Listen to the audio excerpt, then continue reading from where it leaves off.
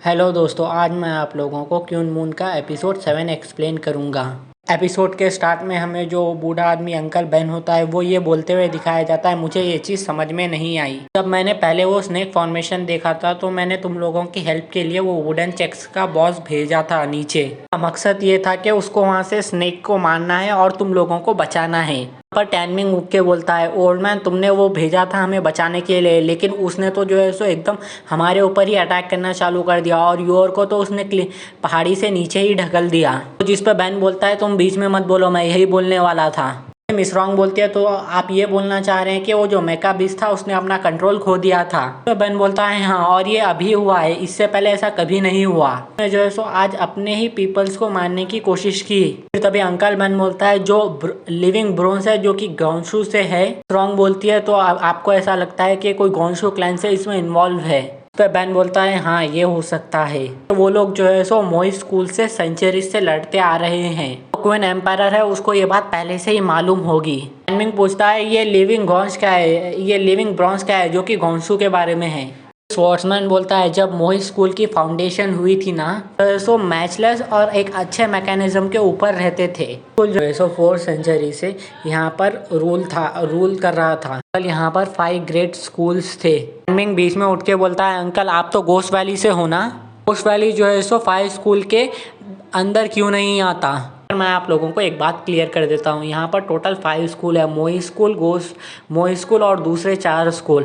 तो फिर टैनमिंग यहाँ पर ये पूछता है कि अंकल आप गोस्ट वैली से हो ना, तो गोस्ट वैली जो है सो 5 स्कूल के अंडर में क्यों नहीं आता। स्वॉर्ट्समैन बोलता है, गोस्ट वैली जो है सो एक स्मॉल स्कूल है। गोस्ट वैली में जो है सो सिर्फ एक ही स्टूडेंट जो है सो आगे बढ़ता है गोस्ट वैली में, और यह ट्रेडिशन जो है सो 100 सालों से चला हुआ आ रहा है। गोस्ट वैली के पास सब में कम डिसिपल्स होते हैं। फिर अंकल बन बोलता है, तुम बहुत अच्छे हो, हाँ ये बात हमें भी पता है कि गोस्ट वैली के पास बहुत कम लोग हैं। वो जितने भी है ना, वो लोगों के पास इतनी ताकत है कि वो हेवन को भी हिला सकते हैं। टैनमिंग बोलता है, हाँ मुझे पता है, मेरे हिसाब से तो ऐसा है कि गोस्ट वैली के जो भी है वो 5 स्कूल से भी ज़्यादा स्ट्रांग होंगे डिसिपल्स। उस पे स्वॉर्ट्समैन बोलता है, टैनमिंग अभी भी तुम्हारी नॉलेज बहुत कम है, वर्ल्ड जो है सो बहुत बड़ा है, यहाँ पर अभी भी बहुत सारे ऐसे स्कूल होंगे जिसमें बहुत अच्छे अच्छे स्ट्रांग लोग होंगे। और मैं जो है सो बहुत खुश था कि मैंने एक स्कूल से थोड़े बहुत लेसन सीखे। फिर टैनमिंग पूछता है, ये लोग बोल रहे थे कि लिविंग ब्रोंस जो है सो गौंसू से आया है, तो क्या है। मैन बोलता है, गौंशू जो है सो उन लोगों का फैमिली नेम है, और गौंशू जो है सो एक क्लेन है, और वो लोग अपनी स्किल और टेक्निक और मैकेनिज्म्स के साथ लड़ते हैं। उन लोगों ने जो है सो 300 साल तक मोई स्कूल के खिलाफ थे वो लोग। टैनमिंग पूछता है, क्या ये लोग फ्लाइंग मैकेनिज्म की बट भी बना सकते हैं। ये अंकल बैन बोलता है, ये उन लोगों की सिर्फ सोच है, ये जो मैकेनिकल बट है ना वो मोई स्कूल की क्रिएशन है। अगर घोंसू के जो भी क्लैन के लोग हैं ना, अगर उन लोगों के पास 2-2 दिमाग भी होंगे ना, तब भी वो लोग ये नहीं बना पाएंगे। टैनमिंग उसका मजाक उड़ाते हुए बोलता है, तो तुम इतने डरे हुए क्यों थे जब तुम घोंसू के बारे में बोल रहे थे। तो अंकल उसे थोड़ा बहुत सुनाता है, अपने मन में बोलता है, अगर योर और मिस रॉन्ग यहाँ पर नहीं होती, इस बच्चे को एक अच्छा लेसन सिखाता।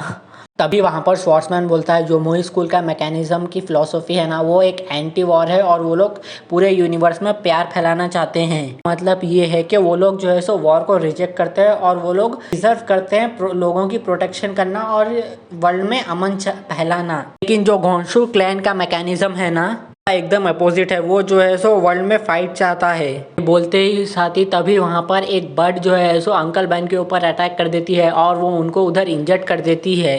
में ये दिखता है कि अंकल बैन को चक्कर आ रहा होता है, क्योंकि उस बर्ड के पैरों में जो है सो पॉइजन मिला हुआ होता है। जो है सो एकदम बेहोश होके गिर जाता है वहाँ पर। मिस रॉन्ग बोलते हैं, मुझे सिल्वर नीडल्स चाहिए इस पॉइजन को कंट्रोल में लाने के लिए। बर्ड्स उन लोगों के ऊपर फिर से अटैक करने आता है। तभी वहाँ पर स्वॉर्ट्समैन बोलता है, सब लोग केयरफुल रहो, उसके पैरों के अंदर डेडली पॉइजन है। वो बर्ड जो है सो टैनमिंग के ऊपर अटैक करता है, और टैनमिंग ऊपर से गिरने वाला होता है। तभी वहाँ पर मिस रॉन्ग आके उसे बचा लेती है। टैनमिंग बोलता है, ये वियर्ड लेडी ने मुझे सही में बचा लिया। रॉन्ग बोलती है, तुम मुझे एक बार वियर्ड लेडी पुकारो और मैं तुम्हें यहाँ से छोड़ दूंगी। और फिर हमें वहाँ पर एक आदमी दिखता है जो कि बर्ड्स के ऊपर फ्लाई करते हुए उन लोगों के पास आ रहा होता है।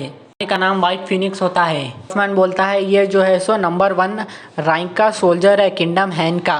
बोलती है ये बंदा जो है सो व्हाइट फिंग है। लेजेंड्स बोलते थे ये जो है सो बर्ड्स को कंट्रोल कर सकता है, मुझे अभी भी यकीन नहीं हो रहा है। स्पोर्ट्समैन बोलता है ये जो है सो इस पावर के साथ बॉर्न हुआ था और इसके पास पावर है बर्ड्स को कमांड देने की। जो है सो इसको व्हाइट बर्ड का किंग भी बुलाते हैं। जो है सो इसके हैंडसम अपीयरेंस की वजह से इसे व्हाइट पहनना बहुत पसंद है। दोनों को मिला दो तो इसकी वजह से इसे व्हाइट फिनिक्स बुलाया जाता है। जो है सो ये सिर्फ बर्ड्स को ही कंट्रोल नहीं कर सकता, ये जो है सो बड़ी बड़ी ऊंची ऊंची छलाने भी लगा सकता है। ये जो है सो वॉज़ोंग का राइट हैंड है। इसकी मार्शल आर्ट्स की टेक्निक है ना, ये जो है सो बहुत अच्छी है अनपैरेलल्ड डीमन से और डार्क वुल्फ से। स्पोर्ट्समैन पूछता है बेन से क्या तुम अभी भी ये क्राफ्ट चला सकते हो? बेन बोलता है नहीं, मैं अभी भी हिल रहा हूँ, मुझे किसी की मदद की ज़रूरत है।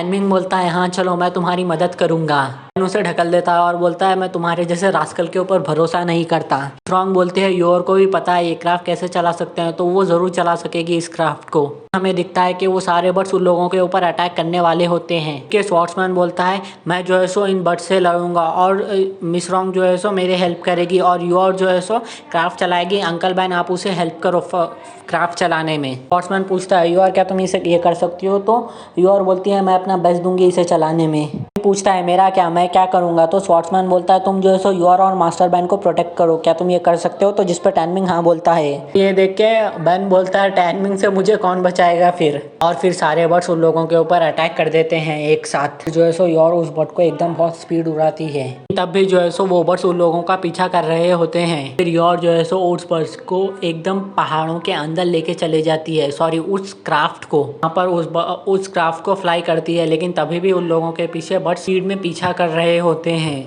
कुछ टाइम के बाद हमें दिखता है कि वो बर्ड्स जो है सो उन लोगों को पीछे से और सामने से दोनों तरफ से घेर लिए होते हैं और वो लोग और दोनों साइड से बर्ड उन लोगों के ऊपर अटैक करने वाले होते हैं। बैन उन लोगों को बोलता है जल्दी से एक स्विच को पुश करो, लेकिन जब योर उसको पुश करने जाती है तो वो स्विच जो है सो एकदम जैम हो गया होता है। तो टैनमिंग अपनी ताकत से उस स्विच को पुश करता है और वो स्विच पुश तो हो जाता है, लेकिन साथ में वो स्विच टूट भी जाता है, जिससे वो बर्ड जो है सो उड़ना बंद हो जाता है और वो बर्ड्स एकदम नीचे जाने लगता है। तो जो आपस में जो दूसरे छोटे छोटे बर्ड्स हैं ना, वो लोग टकरा के वहीं पर मरने लगते हैं, जो व्हाइट फिनिक्स के बर्ड होते हैं। इसी वजह से उन लोगों का मैकेनिकल बर्ड एकदम स्पीड में नीचे गिरने वाला होता है। तो अंकल बैन अपनी टेक्निक से उसको सही करते हैं उस स्विच को। वो मैकेनिकल बर्ड को एकदम पहाड़ों के बीच में बहुत स्पीड से चलाते हैं एक पत्थर के सामने से, जिसपे टाइमिंग देख के बहुत डर जाता है। लेकिन उन पत्थरों के बीच में से एक दरवाज़ा होता है और जैसे ही वो बर्ड को देखता है तो वो दरवाज़ा अपने आप खुलता है और रिटर्न बंद हो जाता है। ये चीज़ें जो है सो वो व्हाइट फिनिक्स से रहना वो भी देख रहा होता है यहाँ पर। और फिर जो है सो व्हाइट फिनिक्स अपनी एक बर्ड की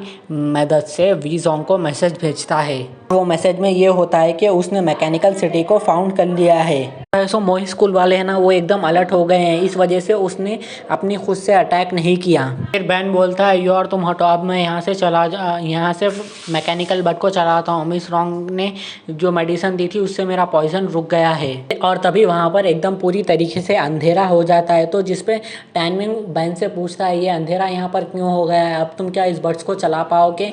तो वो बोलता है बैन मैं इस बर्ड को आंखें बंद करके भी चला सकता हूँ। फिर टैनमिंग पूछता है मैंने यहाँ पर किसका हाथ पकड़ लिया? योर ये क्या तुम्हारा हाथ है? जिस पर मिस रॉन्ग बोलती है ये मेरा हाथ है। फिर वहाँ पर एक आवाज़ आती है और वो लोग वहाँ पर उससे पासवर्ड पूछते हैं। इस पे अंकल बैन बोलता है love the world and people in it, pass in the peace of with a danger. फिर आवाज़ आती है कि तुम्हारे साथ कौन है? तो फिर अंकल बैन बोलता है मेरे साथ मिस रॉन्ग और योर है, बाकी के 2 लोग हैं वो हमारे दोस्त हैं। तो फिर वो बोलता है हाँ चलो मैं समझ गया, अभी ये जो है सो आर्चरी से भरा हुआ ब्रिज क्लियर कर देता हूँ मैं। फिर टाइमिंग पूछता है हम लोग इस जगह को क्या बुलाते हैं योर? तो योर बोलती है ये जो है सो मोही स्कूल की एक डिवाइन पीस ऑफ लैंड है। ये जो है सो मोही स्कूल का मिस्टीरियस फोर्ट्रेस है और इसको हम लोग मैकेनिकल सिटी बुलाते हैं। तभी सीन चेंज होता है और हमें क्वीन एम्पायर का किंग दिखता है। उसे भी मैकेनिकल सिटी के बारे में पता चल जाता है। तो वो किंग बोलता है ये जो है सो उन लोगों की बहुत अच्छी और सेफ प्लेस है, यहाँ से वो लोग रेबेल वाले काम कर सकते हैं सारे।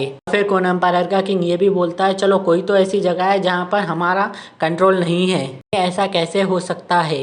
किंग का जो आदमी होता है वो बोलता है जो मैकेनिकल सिटी है वो एकदम पहाड़ों के बीच में है और वहाँ का एनवायरनमेंट भी सही नहीं है, हम लोग वहाँ पर अटैक नहीं कर सकते एकदम इतनी आराम से। और फिर तभी सीन चेंज होता है और हमें दिखता है कि टैनमिंग और बाकी सारे मैकेनिकल सिटी के अंदर आ जाते हैं। टैनमिंग जो है सो मैकेनिकल सिटी को देख के एकदम खुश हो जाता है और ये एपिसोड यहीं पर खत्म हो जाता है। Thanks for watching. अगर आप लोग वीडियो को यहाँ तक देख ही चुके हैं तो प्लीज़ चैनल को सब्सक्राइब कर दीजिए, आगे और वीडियो बनाने में मोटिवेशन मिलेगा मुझे।